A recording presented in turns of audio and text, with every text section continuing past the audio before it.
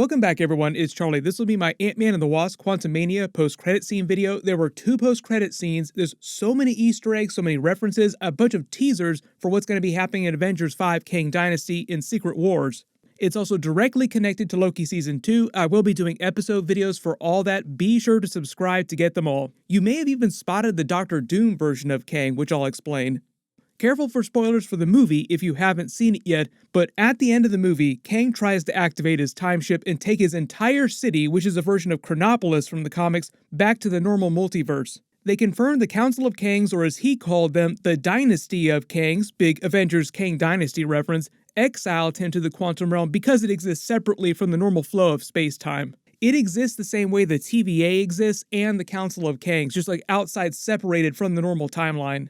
They literally separated him from time itself because he disagreed with the rest of the Kang variants about how to govern the multiverse and probably govern the Council of Kangs. He's meant to be the Kang who started the original multiverse war. He makes a bunch of references to knowing how everything ends, how time ends. That's both a reference to the events of the Loki series and Avengers 5 Kang Dynasty and Avengers 6 Secret Wars with all the incursions. He very specifically references the word incursions.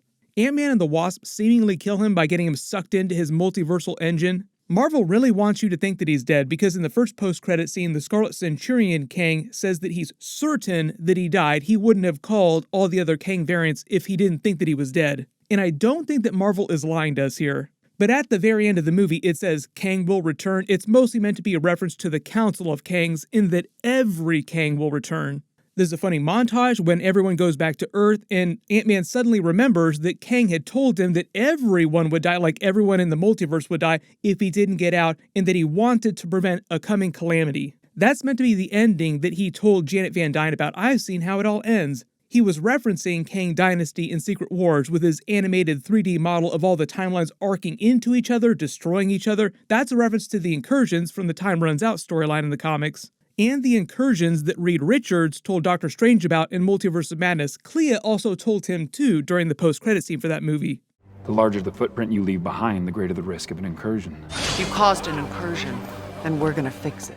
They have the funny moment where Ant-Man's like, well, you know what? Nothing bad's probably gonna happen. There's nothing to worry about. Whatever. And just moves on with his life. Like it's no big deal, when clearly it is. Something really bad is about to happen, and that something really bad is gonna happen in Avengers 5 Kang Dynasty. Because right after that, in the mid-credit scene, we see the actual Council of Kangs, but because of what Kang called them, Kang the Conqueror, their true name in the MCU is the Dynasty of Kangs. Which means that in Avengers 5 Kang Dynasty, it's basically going to be the new Avengers versus the Council of Kangs, fighting a bunch of Kang variants. Like you thought fighting one of them was bad, wait till you fight thousands of them. It starts on a wide shot of an arena where they hold their council meetings and all of them are teleporting in. And this is important. Notice how all their portals look exactly the same color and shape and design as Reed Richards' Fantastic Four portal in Doctor Strange Multiverse of Madness. Kang in the comics is meant to be related to Reed Richards biologically, also to Doctor Doom. Like that's meant to be a big question mark and kind of ambiguous. Like we think that they're related because he's named Nathaniel Richards in all the timelines where he rises up. Once each Kang variant in their timelines takes power though, they usually change their name to something else. During the flashbacks in the movie, before Janet learns that he's Kang the Conqueror, he calls himself Nathaniel Richards. They pan up a giant statue of Kang the Conqueror that just died, looking down on the council. I think they're implying that he used to be one of the rulers of the council with the other 3 that we see first, one of the most powerful variants. He probably disagreed with them, went off the rails, started destroying other timelines against their wishes, and they ganged up to exile him. You hear the voiceover coming from the Scarlet Centurion Kang, calling him the Exiled One as the camera pans up. His armor is purple instead of red, but the armor designs look similar to Scarlet Centurion. That was a Kang that was inspired by Doctor Doom to create a persona that was like Doctor Doom's. There is a Doctor Doom version of Kang, but that's something completely different. Remember, Doctor Doom also supposed to be related to Kang distantly. He argues next with the Rama-Tut Kang about them being upset that they weren't the ones to kill him, and there was a Rama-Tut Easter egg during the Moon Knight series. And in the comics, Rama-Tut was the first persona that Kang took the first time travel mission. He found the plans for Doctor Doom's time travel platform in a Doctor Doom museum, recreated it using 30th century technology, then traveled to ancient Egypt and called himself Rama-Tut. It was actually the Fantastic Four that found out about it and kicked him back to the future. Then Immortus walks in, and even though I always thought He Who Remains was meant to be based on the Immortus version of Kang mixed with He Who Remains from the comics, this one looks exactly like comic book Immortus. He's meant to be the oldest version of Kang, which is why he sounded kind of raspy when they were talking to each other. Technically, He Who Remains was the oldest version that we just saw during Loki Season 1, but he was killed by Sylvie, so he isn't around during the second rebooted multiverse, making Immortus the oldest version. He's also technically supposed to be the most powerful. When Immortus says they killed him and they're beginning to touch the multiverse, this window opens showing all the arcing timelines like we saw at the end of Loki Season 1. And those others, quote-unquote, threaten to take everything the Dynasty of Kangs have built. They have to stop them. They're referring to the Avengers, but the Avengers from every different universe. So this whole post-credit scene is just generally meant to be Marvel's new version of the Thanos scene at the end of the first Avengers movie, teasing the Infinity Gauntlet, Avengers Infinity War, Avengers Endgame. Meaning Avengers 5, Kang Dynasty, and Secret Wars are going to be the Avengers and other multiverse Avengers like Wolverine, Fox, X-Men, Fox Fantastic Four, Tobey Maguire Spider-Man, Andrew Garfield Spider-Man coming back, everyone fighting the Council of Kangs, fighting the Dynasty of Kangs, thus Avengers Kang Dynasty.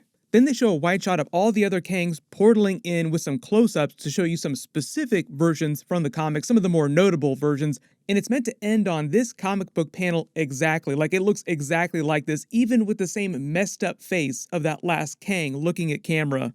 As far as I know, there's only about 38 different versions of Kang in the comics, but they're meant to be thousands inside the council chamber here. So what they're saying, and you probably saw this, some of them are meant to look almost exactly like some of the other versions. Some of them are very similar to others. The general idea, though, is that a lot of them are less powerful than others, and that's why these three seem like they rule the council, because they're meant to be the most powerful versions. Right before that last wide shot with all the ones portaling in, we already know about 6 of them so far. There's Kang the Conqueror that we just saw get sucked into the time engine. We also previously saw He Who Remains and Mr. Griffin Kang during Loki Season 1. Mr. Griffin was the variant of Kang who went to the present to establish Kang Enterprises, QENG, which took over the Avengers Tower, but he was pruned during the events of Loki Season 1. A couple of the ones that portal in look similar to He Who Remains wearing these flowing robes, and Kang the Conqueror, who we just saw get sucked into the time engine. This one on the left is actually a real big one because notice his armor looks a lot like Doctor Doom's. I believe that's meant to be the variant of Kang pretending to be Doctor Doom in the comics. That's the closest we've actually seen to an MCU version of Doctor Doom actually showing up on screen. There is a version of Kang called Doom the Annihilating Conqueror, but that's sort of like a reverse idea, like Doctor Doom becoming this sort of amalgam version of Kang with a bunch of extra powers. There's even a Galactus version of Kang called the Time Eater that looks kind of like Galactus' floating head, just perverted to look a little bit more like Kang's head. I know some of you had questions about the crazier looking versions, like there's a lizard version of Kang, he just called Reptilian Kang. There's a bunch of them that sit together with orange suits that look like less powerful versions of Kang, but not that different. And then it ends on the really messed up looking face version of Kang, which is meant to be right out of the comics here. Like it's meant to be this exact panel that it ends on. I think that might be Kronos Tut, who was just another member of the council in the comics. I didn't see these other major versions, but I am sure at some point they'll pop up somewhere in the MCU. So there's the Iron Lad version of Kang, which is basically just a child version of the character pretending to be Iron Lad based on Iron Man. There's Kid Immortus, there's even a Kamala Kang, and a version of Kang who is Susan Storm from an alternate universe. So like all these weird different versions pretending to be other people, it's always possible they could pop up and like secretly be Kang in disguise. But in the second post-credit scene, it starts in the late 1800s. It's meant to be around the same time period as Thomas Edison and Nikola Tesla arguing about DC versus AC current. But it's the Victor Timely variant of Kang giving a presentation for a small theater audience about controlling time, the same way that Thomas Edison or Nikola Tesla would talk about controlling electricity. His banner reads Victor Timely and his astounding temporal marvel, as in Marvel Comics. And it seems like he's showing off a primitive time travel device using old-timey technology. And he's basically pitching the audience about controlling time, which is what all the Kang variants are doing or trying to do. He says time is everything, it shapes our lives, but perhaps we can shape it. Then they reveal in the crowd Loki and Mobius are there on a TBA assignment with Loki just deadly afraid of him and trying to convince Mobius what a threat Kang variants are. Like, that's him, that's the guy I've been telling you about.